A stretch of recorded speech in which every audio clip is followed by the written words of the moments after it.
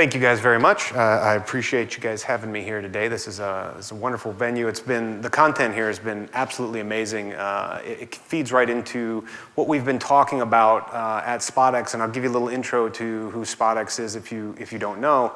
But all of the idea of bringing all of this tremendous content and user experience, we're also going to talk about the other half of that, which is how do you make money doing that, and what are kind of the advertisers shifting in their expectations around the measurement and addressability of that content into their models. So I'll do this very quick. Who am I? Those aren't real guns, don't worry. Those are paintball guns. This is my paintball team. We jump around for a little levity here in the situation, but that's us. I come from an editorial background, so I worked with news and media organizations for years before I jumped over to the monetization side. So who is SpotX? And I think that this is one where we can spend a little bit of time on just to kind of understand where we fit in the ecosystem. We are a video platform that manages advertising for publishers across all of their different devices. So I work on the mobile team as well as the connected device team. We're going to talk a little bit about what those connected devices are just briefly. But also desktop, and then we're working along in the programmatic TV initiatives as well. We've got some interesting things to speak to about that. But the idea of the advertising being delivered as a bundle that goes across all of these different devices and screens, and how that's delivered is changing, because when advertisers are coming on board, it's no longer enough to look at their different rating points in the different markets and what their TV reach was, but also the retargeting and addressability of that audience later. So we do about 5 billion ad decisions a day, which means we see a lot of data.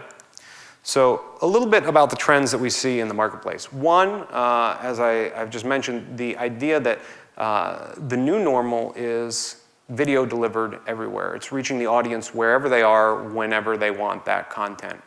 The challenge is obviously to kind of create some parity in the way that we sell that advertising against that, so that advertisers can understand the value of what they're getting, as well as publishers kind of maximizing the yield on the inventory that they have available. Mobile, for example, has traditionally been under-monetized, even though audiences have shifted there much more quickly than I think advertisers were prepared for. So a little bit about what's happening on our platform. And I think that this is interesting. We have seen a 200% increase in supply, just Q3 to Q4, in connected TV inventory being traded programmatically. Along with that, we've actually seen a 570% increase in the amount of transacted advertising deals in our marketplace. Those are through private marketplaces, things like programmatic direct, where the actual brands and agencies are working through their preferred trading desks or DSPs to transact into connected TV environments programmatically, either using their own data that they've got or using audience segmenting and targeting that they bring to the table themselves to address these different needs. And what we've also seen is actually a 200% increase in the actual CPMs that the publishers have been able to get, because all of a sudden it went from CTV and testing small budgets to now we're starting to see briefs come in through programmatic directs and demand facilitation channels for publishers, where the primary thrust of that brief is to get to connected television devices, and I'll talk a little bit about what those devices are as well. So this is a really interesting thing, and to add on to this stat, I was checking my marketplace. We did more deals transacted in the first 2 months of this year on CTV than we did all of last year. The rate of change here is phenomenal. So a little bit, this is 20-something different devices. You even see CPM differences by devices. I think over time, this probably starts to normalize because you're transacting more on audiences. Interesting thing here, like gaming consoles like Sony tend to be towards the top end of the range on the CPMs, where Microsoft, with their Xbox platform, tends to be towards the end of the range. So that's not to say that that's necessarily a comment about those platforms directly, but across these different platforms, there are variations. There's variations on what you can deliver, whether it's interactive or not. So interesting thing here too, this is your growth of just your connected TVs. So I think some of the panels earlier, one of the questions I believe asked was, what did the set-top manufacturers do wrong? And I would say that they just got there pretty early. Now that we're seeing the standards start to come together, so Android TV with people like Sony and a lot of the manufacturers, you see Samsung going Tizen, all these different things where now they can have applications that are developed that have very consistent and fast experiences. We'll see that this actually starts to get into a period where the experience is pretty normalized. So this is an interesting thing too. So we talked a lot about video on demand, et cetera. Now there's the difference between like AVOD, right, the advertising supported version, and then you also have the pay video on demand and other CTV platforms.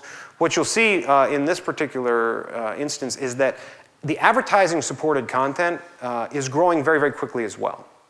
So it's not just the Netflix of the world who are doing pay-supported video on demand. We're also talking about the rise of advertising supported. And even if you have a subscription, there's probably some advertising that goes along with that. In the United States, we actually see this being dominated right now by the big guys like Roku. Apple TV is coming on very quickly. Gaming consoles are vying, as we kind of discussed earlier, are vying to become the center of your experience. What's interesting about this, particularly in the US with the new FCC rules, is that the idea that these third-party boxes can actually become the set-top box is being mandated by law. So what's happening is they're creating new standards where these devices can merge with the actual live and linear programming, and then they can offer both a combination of OTT and content delivered by MVPDs and MSOs. Germany lags, I would say, on this graph, but on the trend, what you'll see here is that the smart TV penetration across the nation is, across all countries worldwide, is rapidly increasing. So people who are buying these connected TVs may not have plugged them in the past, but we feel like that's where they're going. So I'll go through in interest of time.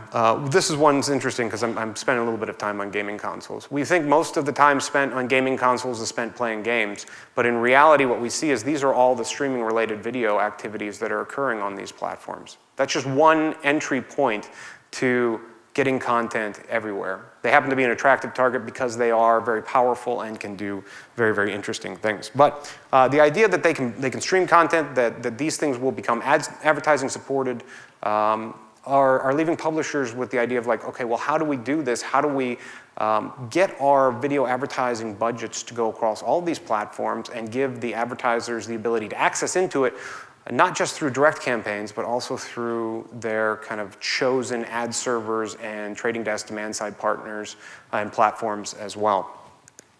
So some insights.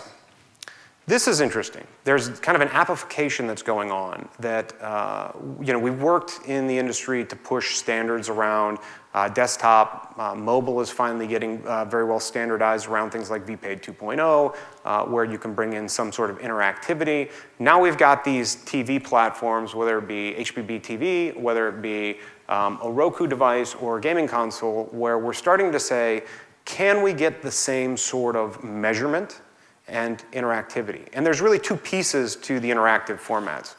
A lot of it is the idea of getting somebody to delve in and spend some more time with your advertisement than they would if it was just a typical 30-second spot that was video only. It's about getting a click. It's about maybe driving in engagement.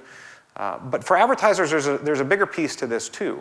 Many of the agencies and brands are starting to look at their budgets and say, can I verify that this ad ran? Okay. Can I verify how far did it go? Did people bail out at 30 seconds? Did they bail out at 15 seconds? Was it viewable? So was it up and running, or did it play into an environment, something like a broadcast environment, where it was broadcast out, but I can't necessarily verify with accuracy how many people watched it? And there's a data element to this too. So for example, in this one, we're seeing things like Brightline, Innovid, others that are pushing new formats. This is the piece I want to spend a little bit of time on, which is the data piece. Okay. Advertisers are looking for the data, the viewability, the metrics, but they're also looking to tie together all of the different pools and ecosystems of data so that they can start targeting their advertising buys much more effectively based on the full content, not just the content, but also the audience data, right? So we've had a lot of people talk about what this looks like. Each one of these pools is a very different segment of data. You've got your connected TV, your PTV data, you've got your mobile app data, you've got your mobile web data, which happen to be two separate pools in many cases unless you correlate them. You've got your desktop web data. And in that, you have some really interesting things. You have location history, certain markets aside, where there's personally identifiable information that you have to kind of take out of this. The players that really do very, very well across correlation of this tends to be the people that have what we call deterministic data, which is data where somebody is logging in and they are able to verify that that is the same user across all of these different experiences. There's also ways that as buyers are working with their DMPs and others, that they can do this on their own using probabilistic matching, using data segments and stacks, and I'll show you a little example of what that might look like. But each one of these is a very, very different experience. And the question becomes, and we see it a lot from content providers who are talking about unlocking the value of their set-top box data.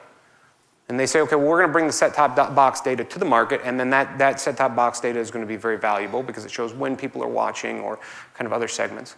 But there's a big question here as to whether that data is the most important data, or is all of the other data that's correlated in this ecosystem equally, if not more valuable than some of the set-top box data to apply back to the set-top linear and VOD viewing experiences in order to take the advertising and customize it based on that activity, right? I may be watching a show, but my browsing history may suggest that I'm in the market for a new vehicle. So in that instance, I should be getting ads for a new vehicle, or maybe my location history shows somebody in a political advertisement, which is going on in the United States right now, exactly what district I'm in, because they're targeting very specifically district by district money as opposed to statewide or even DMA level. So all of this data, this very precise data that's running in the broader ecosystem needs to be tied back together.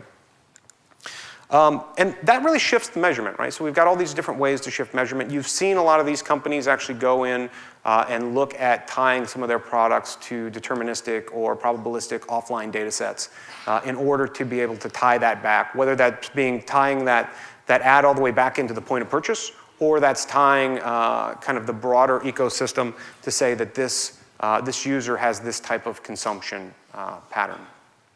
So what we found, though, is that in this particular instance, the panel-based data, we're starting to see a lot of the brands questioning the value of the panel-based data, because not only do they have a hard time executing against that data, they are now coming with things like their own CRM data to the table. So if you're an auto manufacturer and you want to target anybody whose lease is up for renewal in the next 6 months, you want to target on your CRM data. You don't necessarily want to target an auto show by context, because that may not give you the same value.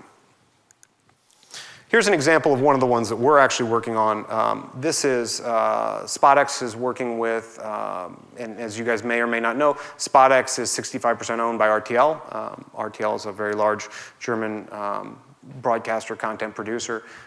They also have stakes in companies like Clipped. Clipped are working on the programmatic TV front in the automation side. We have, for example, this partnership here with TiVo around their data to get TiVo data offline and take that and segmentize that so that we can then tie both on programmatic TV style delivery as well as the wider digital ecosystem, desktop, connected TV, mobile as we move forward. So the idea is to really kind of go in and take that and tie that all together and deliver that to advertisers.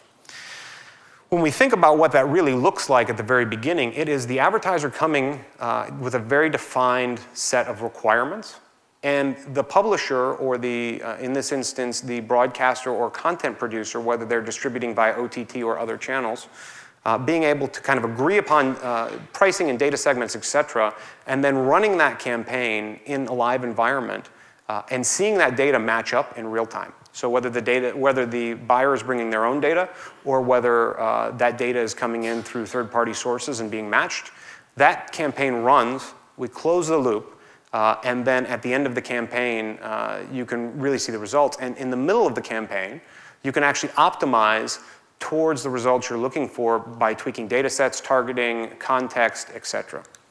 So I've got 2 seconds, and here's what I'll say.